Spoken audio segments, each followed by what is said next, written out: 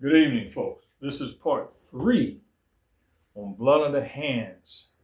Blood on the hands of the watchmen or the overseers or the people who have the authority vested in them to do what's right in the land. The blood that comes on their hands because of their failure to carry out the right type of justice for people, the right type of education for people to understand who they are and what they represent, the failure to carry out the right health practices and giving people genetically modified foods just to fill your pockets with money, but the people's health goes to hell.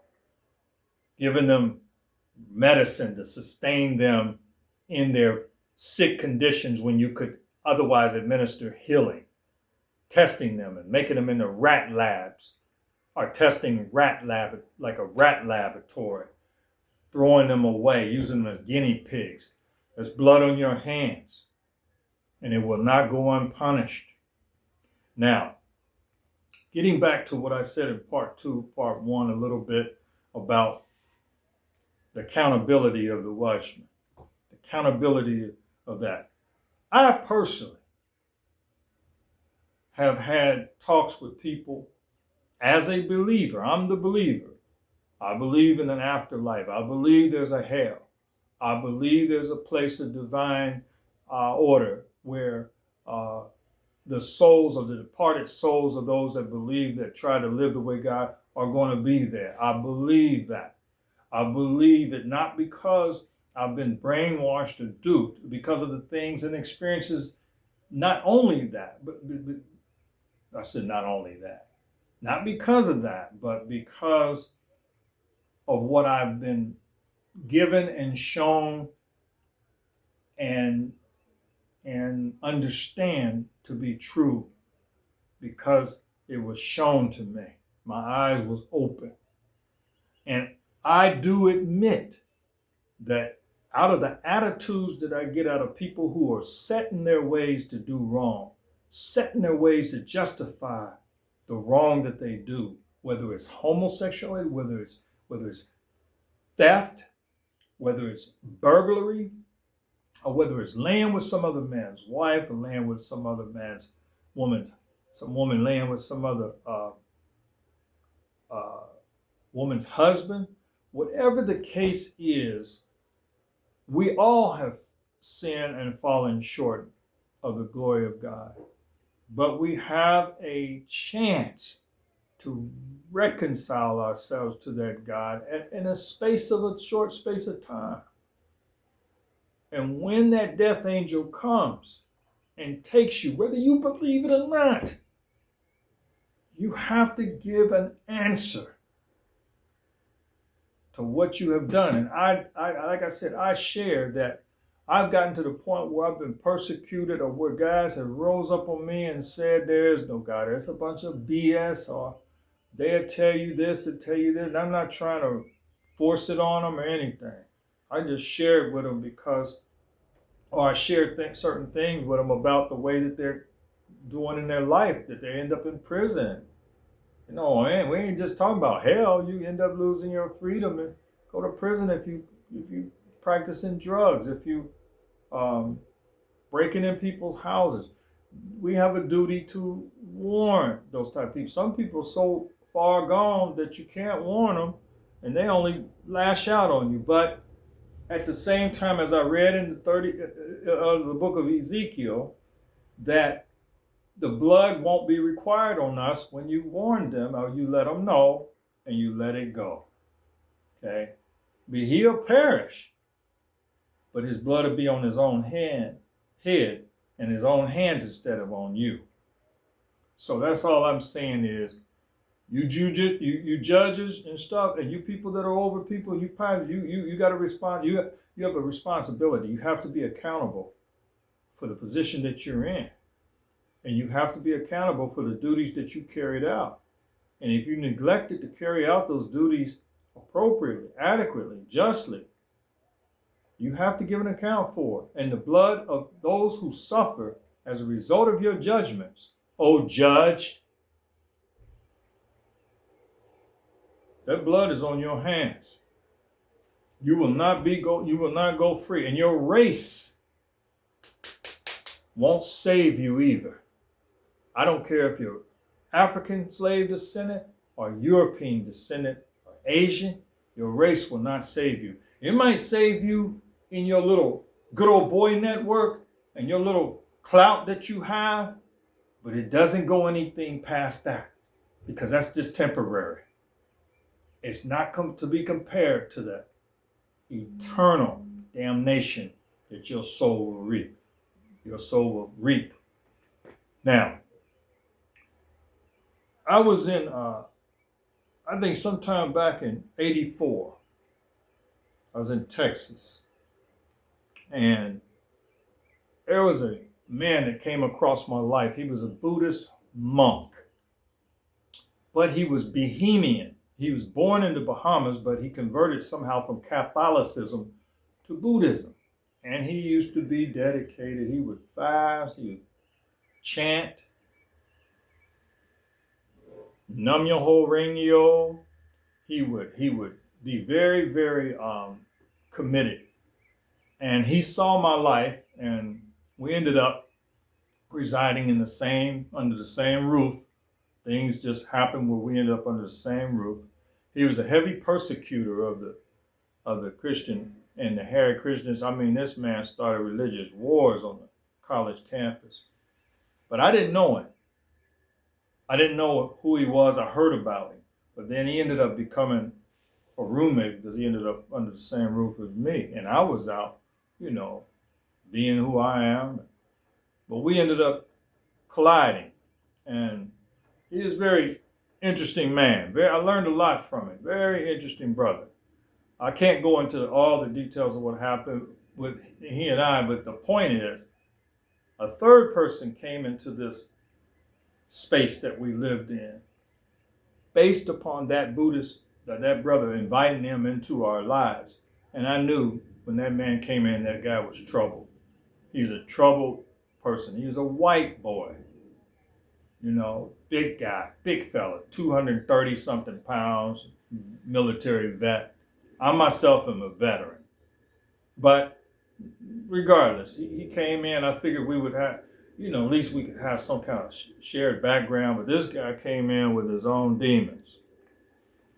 And I told the Buddhist guy, I told the Bahamian guy, you made a mistake, bro, letting this guy in. But inside of my prayer life was very, very strong. And I was probably praying 3 times a day, fasting twice a week. The Buddhist guy was doing his thing. I was doing my thing, and I'm praying to, my Christ, my God, my Jesus. So it became a war. But anyway, this guy that came into our lives, I was asked to share my faith with the Buddhist guy. I was asked to share with a Nigerian who was Ekankar and a Muslim that was there from the Middle East. I can't think of what country he was from, but I shared because these brothers wanted to hear about what I believe. But the big guy decided that he wanted to bully, throw his weight around, and he also shared his experiences, but they were very, very far-fetched, and he was the kind of guy that even if you innocently shared your testimony with him, he would turn it around and say you were trying to force it on him because he wanted to create conflict. He wanted to be a rival and oppose. And in the short time that he was in our life, maybe about 2 months or so, in the time that I laid eyes on him, I knew there was a spirit of death on him. It was just something that came in the presence. It came into the house. It was a dark cloud, and I knew it was death, but I didn't know exactly what it fully meant at the time because I was only 21 years old. This white boy was 23, and the Bahamian guy was 32, and the Nigerian guy was 28. So everybody was older than me.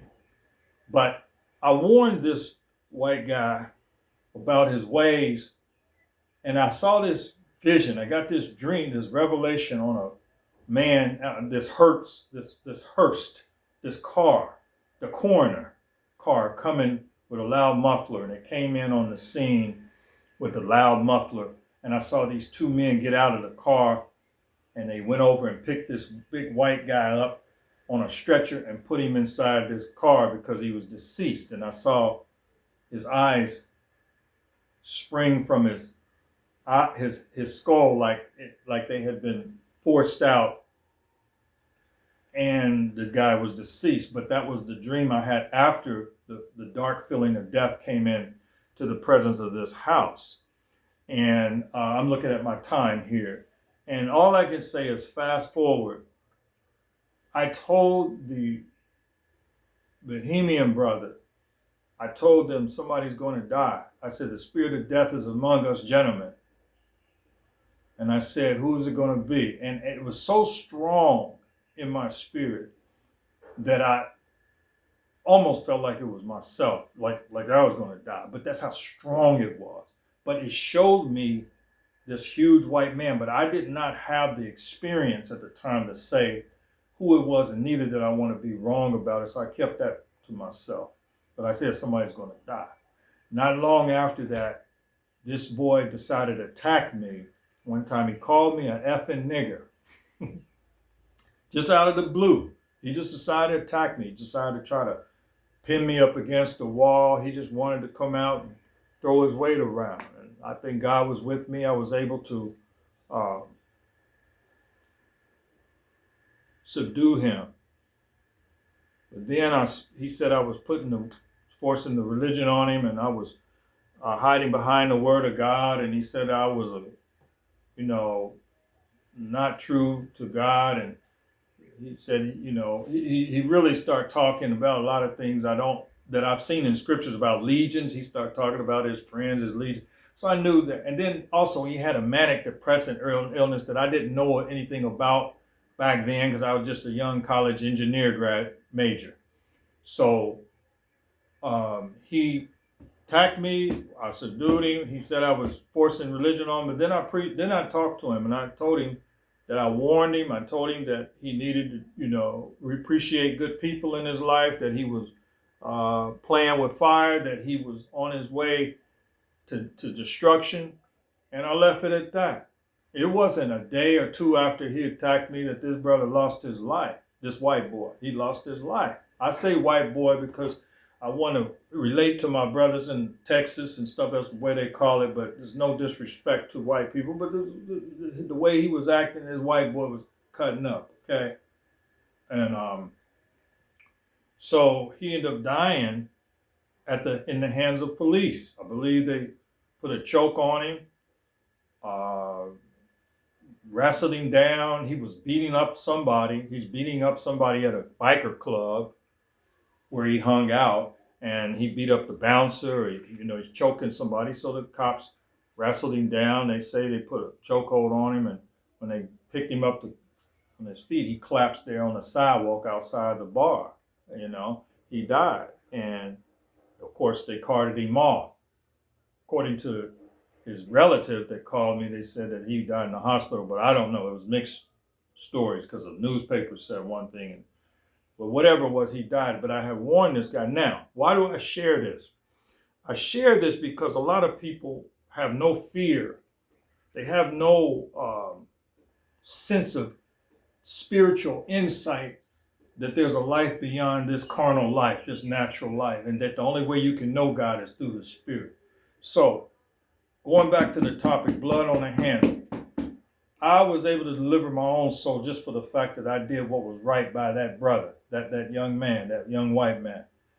And I was able to spare my soul, even though he himself, he may have repented, I don't know, but even though he himself perished, I did share some good things with him. We had Thanksgiving dinner. I bought everybody dinner. I treated him like a brother, but he treated me like a nigger. At the last resort, and he did a lot of other things I haven't talked about. But what am I saying? The blood is not on my hands in that situation because I warned that man.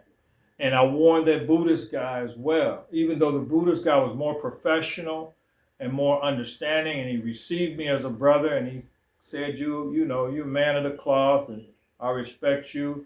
He gave me the honor, even though he didn't fully accept some of the things I said.